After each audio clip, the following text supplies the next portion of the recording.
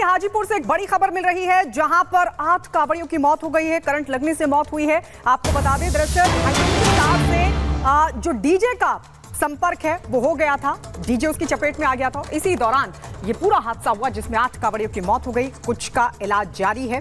बिहार में 8 कांवड़ियों की मौत का ये मामला बिहार के हाजीपुर से सामने आया है, जहां पर हाई टेंशन तार से डीजे गाड़ी का संपर्क होने की वजह से उसमें करंट दौड़ गया और इस वजह से कांवड़ी इसकी चपेट में आ गया। 8 संख्या बताई जा रही है, 8 कांवड़ियों की मौत हो गई है और ये 3 तस्वीर हम आपको दिखा रहे हैं। कुछ घायलों का फिलहाल इलाज जारी है। तो सावन का तीसरा सोमवार, मंदिरों में रौनक छाई है, लेकिन इसी बीच गाजीपुर में ये दर्दनाक हादसा हो गया।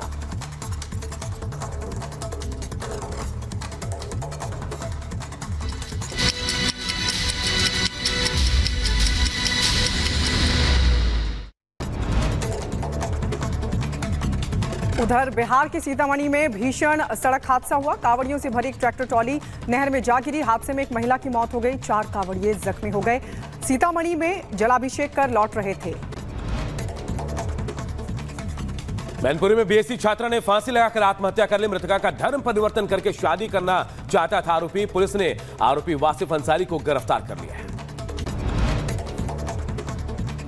उधर बुलंदशहर में बदमाशों ने के हौसले बुलंद, बाग में रखवाली कर रहे लोगों का बेरहमी से पिटाई की। गंभीर हालत में अस्पताल में कराया गया भर्ती। अज्ञात हमलावरों के खिलाफ दर्ज किया गया केस भी। बदायूं में संदिग्ध परिस्थितियों में हुई विवाहिता की मौत, फांसी के फंदे पर महिला का मिला शव। पुलिस मामले की छानबीन में जुटी है। अम्बेडकर नगर में 2 शाती चोरों को पुलिस ने धर दबोचा। अपराधियों के खिलाफ चलाए जा रहे अभियान में पुलिस को मिली ये बड़ी सफलता। आंध्र प्रदेश के अलुरु में नकली नोट के रैकेट का भंडाफोड़। 47 लाख रुपए के नकली नोट बरामद। पश्चिम गोदावरी जिले में चलाया जा रहा था ये रैकेट। केदारनाथ में फंसे यात्रियों को निकालने के लिए चौथे दिन भी रेस्क्यू अभियान जारी। रुद्रप्रयाग में अब तक 11,000 लोगों का रेस्क्यू किया गया। जम्मू कश्मीर के पुंछ में नवग्रह मंदिर से त्रिशूल यात्रा निकाली गई। यात्रा के दौरान श्रद्धालुओं की उमड़ी भारी भीड़। त्रिशूल यात्रा की शुरुआत नवग्रह मंदिर से हुई और डिग्री कॉलेज मैदान में आकर संपन्न हुई। चेन्नई में पहली वंदे भारत मेट्रो ट्रेन का हुआ सफल ट्रायल। चेन्नई बीच से कटपाड़ी जंक्शन के बीच ट्रायल रन शुरू किया गया।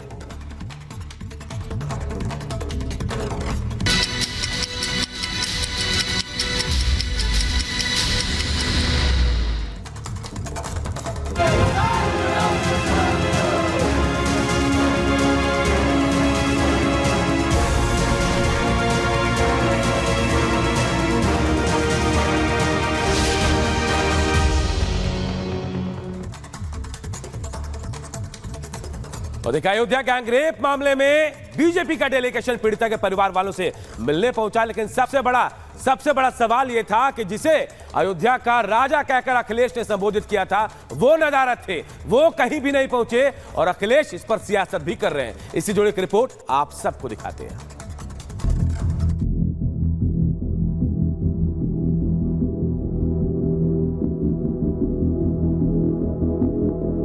अयोध्या में एक बेटी से हैवानियत को लेकर मोदी और योगी गुस्से में हैं। मोदी ने आरोपियों पर कड़े एक्शन के निर्देश दिए हैं। पीड़ितों से मिलने के लिए टीम को भेजा और कहा कि पीड़ितों को हर हाल में इंसाफ दिलाएं। प्रदेश के मुखिया एक्शन में हैं। आरोपियों पर कार्रवाई हो रही है। बुलडोजर के साथ ही सीएम योगी बुलेट एक्शन की बात तक कह चुके हैं। इसी बीच पीड़ित परिवार को खतरा है, उन्हें धमकी मिल रही है। धमकी देने वाला कोई और नहीं बल्कि मोहित खान का बेहद करीबी है। सपा नेता राशिद खान पर धमकी देने का आरोप लगा है। पीड़िता की मां को मामला रफा दफा करने के लिए कहा जा रहा है। बात न मानने पर जान से मारने की धमकी देने के आरोप लग रहे हैं। जिस राशिद पर आरोप लगा है वो एसपी के नगर पार्षद का चेयरमैन है। लेकिन मोदी और योगी ने साफ कर दिया है कि आरोपी कोई भी हो उसे बख्शा नहीं जाएगा। 12 साल की बच्ची के साथ दरिंदगी करने वालों पर ताबड़तोड़ एक्शन हो रहा है। एक दुकान पर बुलडोजर चल चुका है और दूसरे की बारी है। शायद समाजवादी पार्टी जानती है राज खुलेंगे तो उंगली उन पर भी उठेगी, इसलिए ना तो आरोपी मोहित पर एक्शन की बात हो रही है और न ही उसे पार्टी से निकालने की चर्चा है।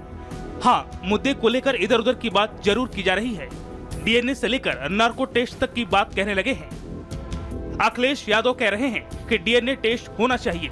शिवपाल यादव नार्को टेस्ट की बात कह रहे हैं। अवधेश प्रसाद ने डीएनए टेस्ट का राग पकड़ लिया है।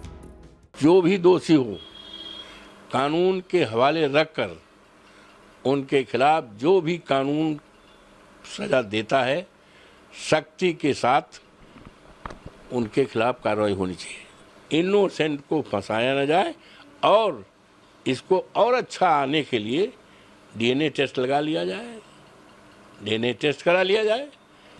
मुस्लिम से, यादव से पता नहीं कौन सी दुश्मनी है, हमें बता ही नहीं सकते। तो पुराना है। अखिलेश जी कहते थे कि अवधेश अयोध्या के राजा हैं, लेकिन अफसोस है कि अवधेश जी भी चुप हैं। अयोध्या के राजा अवधेश चुप है। धिक्कार है ऐसे अवधेश जी पर, धिक्कार है। एक शब्द नहीं बोल रहे हैं। समाजवादी पार्टी के लिए अयोध्या का ये केस गले की ऐसी हड्डी बन चुकी है जिसे वो ना निकल पा रहे हैं और ना उगल पा रहे हैं, क्योंकि आगे विधानसभा उपचुनाव होने वाला है और अयोध्या की मिल्कीपुर सीट पर भी वोटिंग होना है। मिल्कीपुर में मुस्लिम और यादव वोटर निर्णायक भूमिका में हैं। ऐसे में अखिलेश यादव मोहित खान के खिलाफ अगर कोई भी बयान देते हैं तो इससे उन्हें मुस्लिम वोटरों के छिटकने का डर सता रहा है। अखिलेश की जो भी मजबूरी हो, लेकिन सीएम योगी की लाइन एकदम क्लियर है, ना तो अपराध बचेगा ना अपराधी। नमस्कार, मैं हूं आप सबके साथ अनूप। खबरों की शुरुआत करते हैं और सबसे पहले बात उन बड़ी खबरों की करेंगे जिन पर आज दिन भर हमारी नजर रहने वाली है। हम आपको टीवी स्क्रीन पर वो तस्वीरें दिखाएंगे, जो खबरें हैं वो आपको बताएंगे जिन पर हमारी नजर रहने वाली है। वक्फ बोर्ड पर नकेल कसने वाला, जी हां, वक्फ की मनमानी को लेकर आज सदन में बिल पेश हो सकता है, यानी वक्फ बोर्ड पर नकेल कसी जा सकती है। धारा 370 खात्मे के 5 साल आज पूरे हो गए, इस पर भी आपको खास अपडेट देंगे। अयोध्या कांड पर रार है, पक्ष विपक्ष आमने सामने है। तो देखिए, लव जिहाद पर हंटर चलने वाला है। असम में भी, उत्तर प्रदेश के तर्ज पर असम में भी लव जिहाद पर कानून बनने वाला है। तो देखिए, आज सीडीएस की अहम बैठक है, कई महत्वपूर्ण फैसले लिए जा सकते हैं। सिसोदिया को जमानत मिलेगी या नहीं, ये भी देखेंगे आज। वही पेरिस में पराक्रम भी जारी है। देखिए, 7 और बड़ी खबरें आपको बता रहे हैं। आज सीएम सिद्धे जो है पीएम मोदी से मिलने वाले हैं। दूसरी तरफ सैलाब का सितम देश के अलग अलग जगहों में देखा जा रहा है, तो केदारनाथ में रेस्क्यू ऑपरेशन तेजी से चल रहा है। उफान पर नदियां देश के कई अलग अलग शहरों में। बांग्लादेश में आरक्षण को लेकर विरोध प्रदर्शन हो रहे हैं, 90 से ज्यादा लोगों की मौतें हो चुकी है। तो ब्रिटेन में भी बवाल जारी है और पेरिस में जो पराक्रम चल रहा है उससे भी जुड़ी हर एक तस्वीर अपडेट आप तक पहुंचाएंगे हम। तो ये वो बड़ी खबरें जिन पर आज दिन भर हमारी नजर रहने वाली है। पल पल की अपडेट आप सबको इन तमाम खबरों से देते रहेंगे। बीजेपी शुरू से वक्फ बोर्ड और वक्फ की प्रॉपर्टीज के खिलाफ रही है। वक्फ क्यों है? कोई सदुपयोग नहीं हुआ है, दुरुपयोग ही हुआ है सन 47 से आज तक।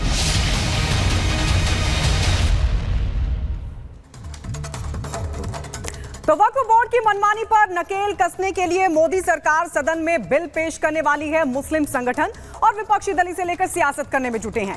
नए ड्राफ्ट बिल में वक्फ अधिनियम की धारा 9 और धारा 14 में भी बदलाव किया जाएगा, जिससे केंद्रीय वक्फ परिषद और राज्य वक्फ बोर्ड की संरचना में बदलाव किया जा सकेगा।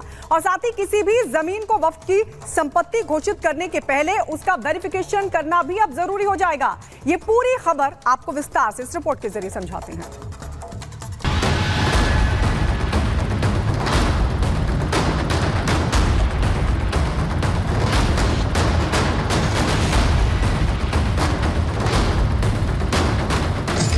वक्फ के खेल पर नकेल की तैयारी।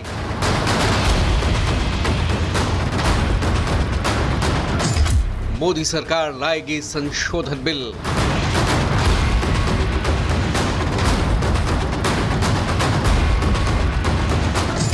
पांच अगस्त फिर बनेगा मील का पत्थर।